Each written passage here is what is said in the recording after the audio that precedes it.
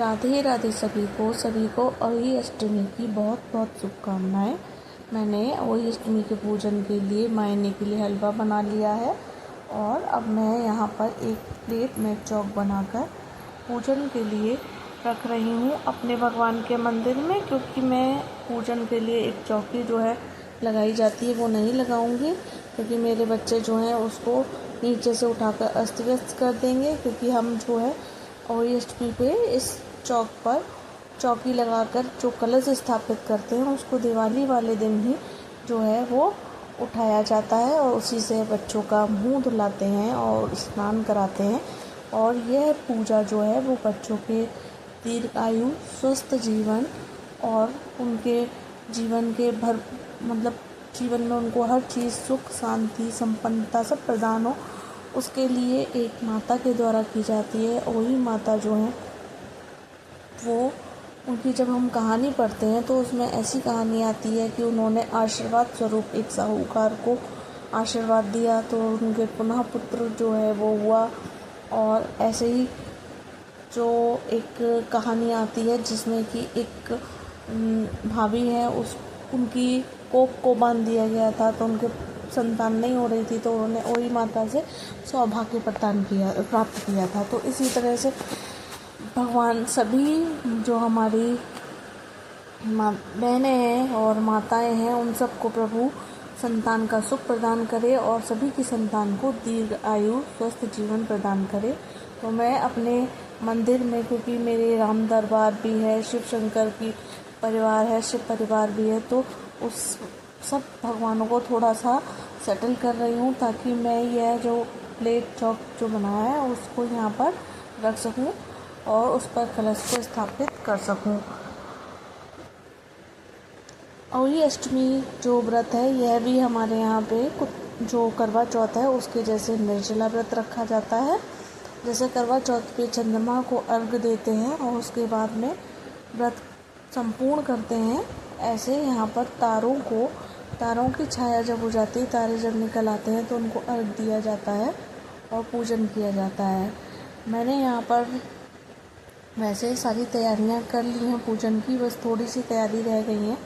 और मैं क्योंकि अभी अपने मायके गई हुई थी तो मैं आज ही घर आई हूँ, क्योंकि मेरे हस्बैंड जो है वो बाहर गए हुए हैं। पर क्योंकि ये पूजा जो है वो दिवाली वाले दिन जो है कलश से बच्चों को स्नान करा के पूर्ण होगी, तो मैंने सोचा कि क्यों ना मैं कलश की स्थापना अपने घर में ही करूं। और मुझे वैसे भी धनतेरस पर फिर दोबारा अपने घर यहाँ पर लौटना है, क्योंकि अभी मेरे को फिर मायके अपने जाना पड़ेगा, क्योंकि अभी मेरे बच्चे बहुत छोटे हैं तो मैं अभी अकेले नहीं रह पाती हूँ उन दोनों को लेकर यहाँ पर। और दोनों बच्चों को एक साथ जो है उनको नहलाना धुलाना खिलाना पिलाना नहीं हो पाता है बच्चे, क्योंकि काफ़ी छोटे हैं। अब बीच बीच में मैं जल्दी कर रही हूँ क्योंकि कुछ सामान जो है पूजा का इधर रह गया है उधर, तो मैं अब कैलेंडर लगाने के लिए कि अहोई माता का जब हम पूजन करेंगे तो उनकी एक कैलेंडर को भी यहाँ पर लगाना है। तो मैं टेप ढूंढ रही हूँ कहीं जल्दी से मुझे टेप मिल जाए, क्योंकि काफ़ी समय हो चुका है। और आज मैंने, क्योंकि मैं दिन में आई थी तो मैंने सारे घर की सफाई की और उसके बाद में मैंने अपने भगवान को स्नान भी कराया, क्योंकि मेरे भगवान भी काफ़ी टाइम से ऐसे ही बिना स्नान के बैठे हुए थे। और जब तक मैं भगवान को स्नान नहीं कराऊंगी तो फिर मैं आगे अपना पूजन जो है वह नहीं कर सकती हूँ। तो अब मुझे टेप मिल गया है तो मैं उस टेप से ये अहोई माता का जो कैलेंडर है ये देखिए, इसमें हम पूजन करते हैं, वो मैं यहाँ लगा देती हूँ और फिर मैं पूजन का आगे काम करूँगी, क्योंकि अभी मुझे महावर भी लगानी है और तैयार भी होना है। बच्चे क्योंकि अभी खेल रहे हैं तो मैं आराम से तैयारी कर पा रही हूँ, वरना फिर ये बच्चे जो हैं जब रोने लगते हैं तो ये पूजन करने के लिए भी हमें परेशान करेंगे, मैं अकेले फिर मैनेज कैसे कर पाऊँगी। अब जल्दी से मैं सोच रही हूँ कि आगे जो है थोड़ा सा अलग अलग करके सामान रख लूँ, क्योंकि इसमें हम लोग अपना जो खाना बनाते हैं उसको भी रखकर उसका भोग लगाया जाता है और अभी माता के समक्ष उसको रखकर वायना निकाला जाता है। तो क्योंकि मैंने यहाँ पूजन की बात कर रही हूँ तो मैं अपने भगवान जो हैं उनको रोली लगा रही हूँ ताकि मैं आगे काम करूँगी। तो कलश मैंने रख दिया। अब कलश पर हम स्वास्तिक बनाकर उसका पूजन करेंगे और उसके बाद में कलश के ऊपर एक प्लेट को रख दिया जाएगा और प्लेट जो है वो खाली नहीं होती तो उस पर चावल रखते हैं और कुछ मीठा रख दिया जाता है। तो मीठे के रूप में हम उसमें बतासे रख देते हैं। फिर जब हम कलश उठाएंगे तो उन सब सामग्रियों को हम जो है पक्षियों के लिए डाल सकते हैं और वो उसको चुग लेंगे। अब हमारा जो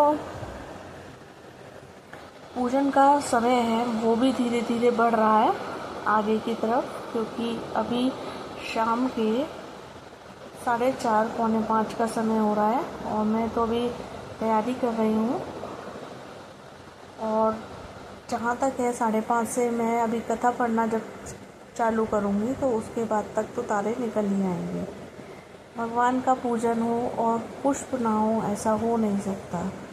माला पहनाकर मैंने राधा कृष्ण जी को जो है वो माला पहना दी है और वो माला जब पहनाने के बाद में उनका स्वरूप जो है वो और भी निखर कर आ गया है।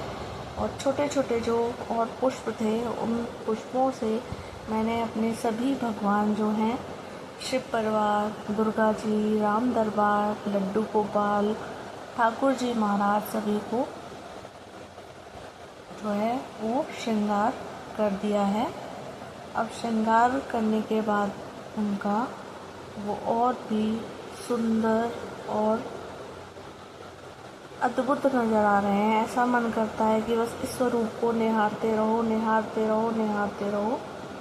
प्रभु पर इस जीवन में व्यस्तता इतनी है कि इस व्यस्तता के कारणवश इंसान जो है वो आपको बहुत लंबे समय तक ज़्यादा आपके पास में रहकर याद नहीं कर पाता है, पर आप हमेशा जो है हमारे दिल में और हमारे स्मरण में जो है वो विराजे रहते हैं। हर वक्त बस राधा राधा राधा ही नाम जो है वो मुख से निकलता रहता है, क्योंकि राधा ही सर्वस्त्र विराजती हैं। राधा जब आप बुलाओगे ना तो कृष्ण जी तो अपने आप ही आ जाएंगे। और आपको एक बात पता है, आज जो अहोई अष्टमी होती है ना, इसमें सभी ज़्यादातर बहुत से लोग अपने पुण्य को लिए, अपनी निरोगी काया के लिए राधा कुंड जो कि हमारे उत्तर भारत में है वहाँ जाते हैं स्नान करने के लिए।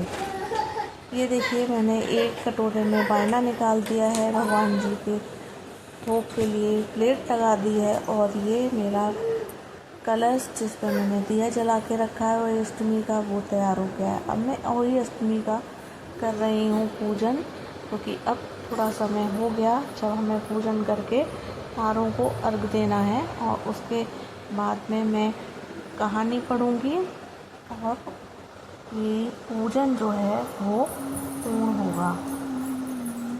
तो जैसे कि हमें अभी वो बता रही थी कि राधा कुंड जो है वहाँ पर 2 कुंड बने हैं, राधा कुंड और कृष्ण जी का कुंड। दोनों के जलों का जो रंग है वो भी अद्भुत अलग अलग है, पर दोनों एक जगह पर मिल रहे हैं। और आज वहाँ पर इतनी भीड़ होती है, इतना दूर दूर से लोग स्नान करने आते हैं। 12 बजे के बाद में वो राधा कुंड में जाकर जो है वो स्नान करते हैं। तो ये जो अहोई अष्टमी है वो एक तरह से अगर देखा जाए तो भगवान कृष्ण और राधा जो है इनका ही पूजन है। और माँ भगवती से प्रार्थना होती है कि माँ हमारे बच्चों को संपूर्ण और दीर्घ और बहुत अच्छा जीवन प्रदान करना, माँ बहुत खुशियाँ देना उनको जीवन में और हमारी भी उम्र हमारे बच्चों को दे देना। क्योंकि बच्चे जो हैं वो नीचे खेल रहे हैं और मैं जल्दी जल्दी पूजन कर रही हूँ। यहाँ उनकी आवाज़ें तो नहीं सुनाई दे रही हैं आपको, पर वो दोनों ही मुझे नीचे से खींच कर कह रहे हैं कि आप क्या कर रही हो, मुझे भी दिखाओ, आप क्या कर रही हो, हमें भी दिखाओ। पर क्योंकि पूजन करना है। मैं उन्हें गोद में लूँगी तो वो पता चलेगा कोई सामान इधर से उधर खींच कर फैलाने का प्रयास करने लगेंगे। तो मैं अभी उन्हें गोद में नहीं ले रही हूँ, क्योंकि इसके पूजन के बाद में अर्घ देना है और तब तक हमारे यहाँ पर नीचे जो है मंदिर बना हुआ है जिसमें कि संध्या आरती होती है। तो हमें वहाँ संध्या आरती में भी जाना है। धूप बत्ती भगवान को दिखाकर और दिया जलाकर अब मैं कथा पढ़ूँगी और आगे पूजन होगा। क्योंकि अहोई अष्टमी में पूजन के बाद बच्चों का तिलक करते हैं, तो पूजा हो गई है। अब मैं दोनों को बोल रही हूँ चलो मैं तुम्हारा टीका कर देती हूँ। तो दोनों आपस में मस्ती कर रहे हैं और कोई भी दोनों में से मेरे पास